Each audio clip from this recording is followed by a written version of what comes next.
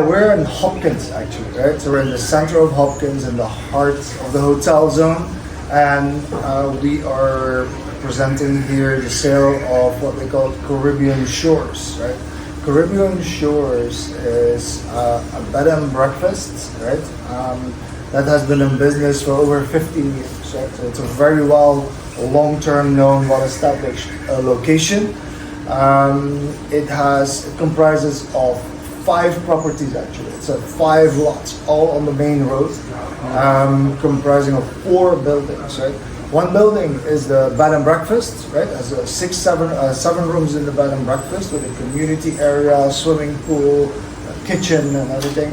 And then there is 3 more buildings that have rental apartments, right? Studios, 1 and 2 rental apartments, and with also commercial rentals on the downstairs, right? The main rental there is La Trattoria, which is a very established Italian restaurant, the most famous Italian restaurant in Hopkins. Nice. The location you can't beat, right? You're right in the middle of the hotel zone. We're surrounded by all the famous names, right? We have right next door the lodge at the Jaguar Reef Lodge, right? On the other one side we have Belizean Dreams. All these places are big, well-established. So there's no doubt about location. Right. And I'm aware that the Hamanasi Dive Resort is actually close by as well for people that love to dive. Yep. But as you mentioned, it is a good location. It's on the main road, and I presume people that have access to this place or come here can access the beach, right? If I'm not mistaken. Yeah, absolutely. So this property is not on the beachfront, right? So it's a commercial roadfront property, but it adjoins several of the major beach resorts, and these beach resorts are all open to the public, right?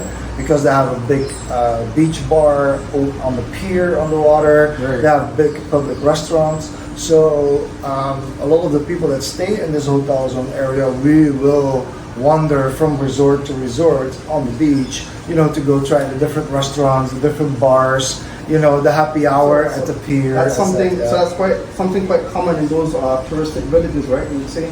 Yeah, absolutely. Yeah. And here I think these commercial zones, they really support each other, because in the same stretch we have a coffee shop across the street, a gym right next door, another local restaurant next door. So and then we have the Italian restaurant on these premises, and then the beach restaurants right behind us. Right. So commercial opportunity, there's no doubt. Yeah.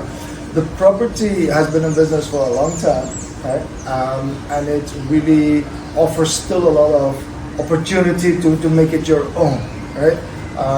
Right now, there's several of the commercial units downstairs that are empty. The owners have run this for a long time. They went back to the US, and right now, so that's why the property is for sale, right? And several of the units are, looking for a destination, so the new owner could turn them into more hotel rooms, more rental apartments, or could turn them in more commercial. There's demand for offices, attorney offices, insurance offices, or tourist catering to real estate offices, a laundromat, everything that caters to tourism. A little pharmacy, a lot of things we do. So I was taking a walk, and I was really admiring the architecture of it. Can you tell me a little bit about it, the design about it?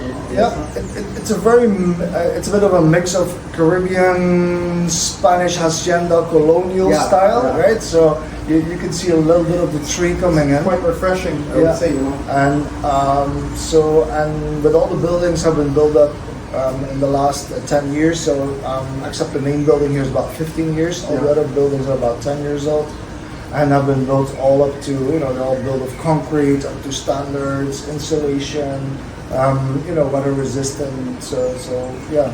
But they still have that, not high-rise contemporary, but they really give that local Caribbean colonial feel, with a Spanish, a little bit of a Spanish thing. Yeah, it adds a bit of culture to it. Yeah. And also, coming in here, I noticed that a lot of the place seems very booked. Like people were coming out of the rooms. Yeah. So it seems like, you know, it's a very popular place and people actually do love to come here. And it's not even high season per se, you know, you're on the lower end, but yet you have high traffic going on right now. So yeah, absolutely. It's in the heart of the hotel zone, so there's no shortage on traffic. And because it's not on the beachfront, right? The price point is just a little bit more attractive than the bigger beachfront resorts, right? But you enjoy the same amenities. you still have access to it. And so the occupation rate, the books are very, very nicely kept, right? So we have a very good track record of all the bookings from the last years. And I would say that like at the high season this year, around February, March, April, we were at an occupation rate here of about 80%. Right? Oh, wow. So that really follows the good marketing trends of what this whole area is doing at the market. And I would say that for the slower months, when it is off season for the international tourism, they're doing a little bit better than some of the bigger resorts because they have a lot of local Belizean traffic as well. Main reason for that is because a lot of them are more apartment style than hotel room style. So they have kitchens, right? So Belizean family or local family from inland can come to the beach, enjoy all the amenities, but they can also still do a little bit of their own cooking for their little weekend getaway, right? So bigger families would come. You know, we just saw a family coming out with 4 or 5 children, that came from inland, and so they can do a little bit of their own. And there's a lot much more to enjoy in this side of Belize, right? There's Maya Center not being too far away, where there's a waterfall there, and then there's zip lining, and then there's the sea and fishing and a whole bunch of other things that could be done in this area. All the way between here and Placencia, there's tons of inland activities, right? From horse riding, cave tubing, river tubing, the Mayan Heights is a new restaurant that's on a hilltop. So there's a lot. So there's something for everyone right here. There's plenty of tour operators that will point you out where you can go, and you definitely make sure you book enough nights here to make sure you can cover all the tours. So it's definitely a good opportunity for anybody that wants to come down to Belize and expand a place like this. Add their own style to it. As he mentioned, there's a lot of units that are available, sort of like a blank canvas for people to design and create how they want.